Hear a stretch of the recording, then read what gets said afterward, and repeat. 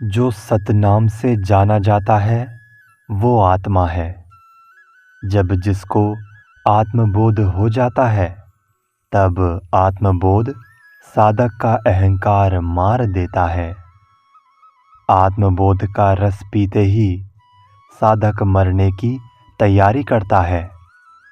सारा अहंकार छोड़कर प्रपंच शून्य केवल दशा में रहना चाहता है। आत्मबोध का प्याला वो पीता है जो अपने सिर को उतार कर रख देता है, अर्थात देहाभिमान सर्वथा दूर कर देता है।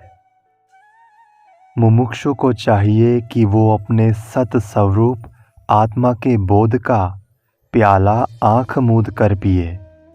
जीने, भोगने, जानने की आशा छोड़ दे, फिर तो वो अपने अभिन्न अमृत आत्म स्वरूप में स्थित होकर शाश्वत एवं अमर हो जाता है।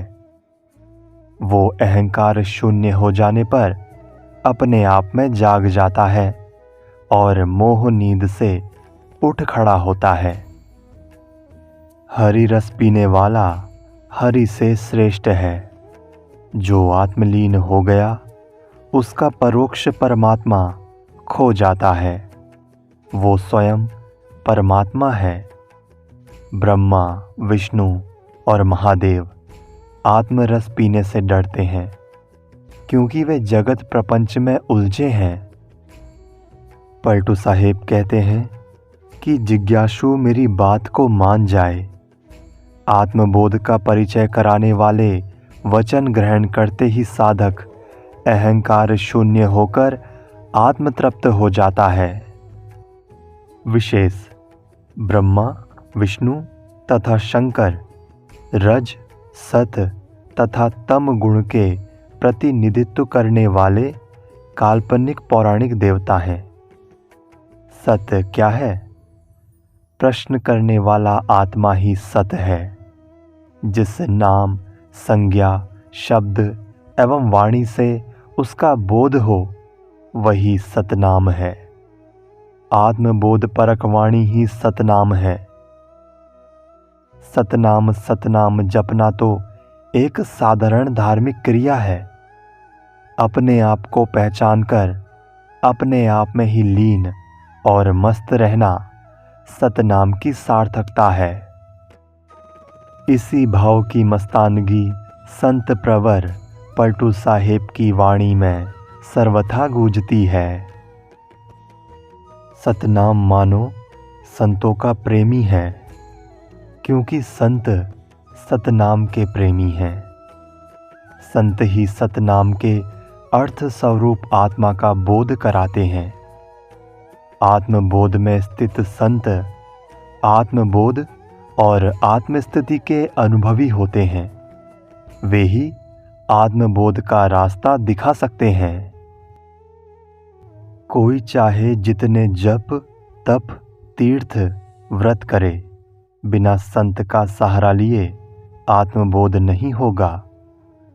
आदमी सब तरफ भटककर तथा सारे उपाय करके थक जाए, परंतु आत्मबोध नहीं पाएगा। जब वो संत के पास जाएगा तभी सतनाम के अर्थ स्वरूप में आत्मस्थिति रूपी घर पाएगा। पलटू साहेब कहते हैं कि आत्मज्ञान भौतिक प्राण से ऊपर है और बोध होने के शुरू से लेकर जीवन के अंत के लिए आनंदमय है। जीवन के अंत तक आनंद है तो शरीर पात पश्चात अनंत काल के लिए आनंद है। जीवन मुक्ति ही विदेह मुक्ति में पहुंचाती है। आत्मज्ञान के प्रेमी संत से इसका भेद मिलता है।